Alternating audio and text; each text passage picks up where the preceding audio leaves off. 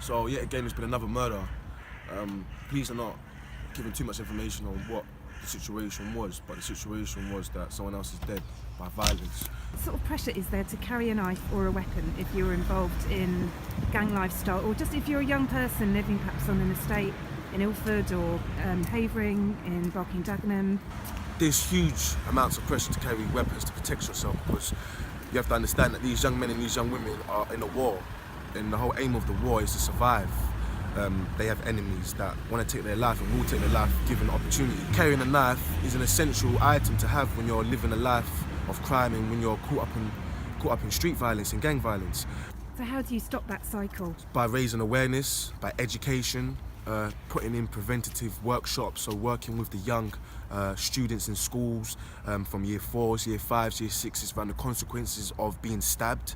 So it's dispelling some of the myths and the actual risk of you carrying a knife, it being used on yourself. So we do workshops in schools with an ambulance, with a paramedic, with a police officer, with myself, and we do live demonstrations of how much blood you lose when you're stabbed. So it's really about education, re-educating young people with statistics, with current affairs that are taking place within society.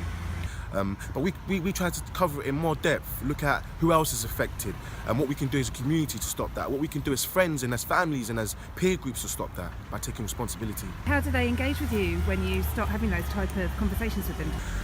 I don't say anything that they haven't heard before, but the depth that I cover it in and where it's coming from, the place it's coming from, is coming from a place of real experience, of being stabbed myself, by experiencing that, by witnessing that, by coming from that lifestyle and by speaking about it.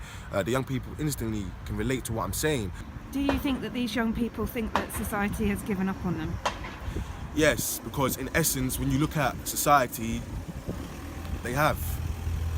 How have they? By frequent cuts to youth sectors, closing down of youth centres that are there for young people, extortionate rates of education to go to the university, difficulty of getting a job with no experience, the lack of opportunities that there are for young people. That says to me that society doesn't care.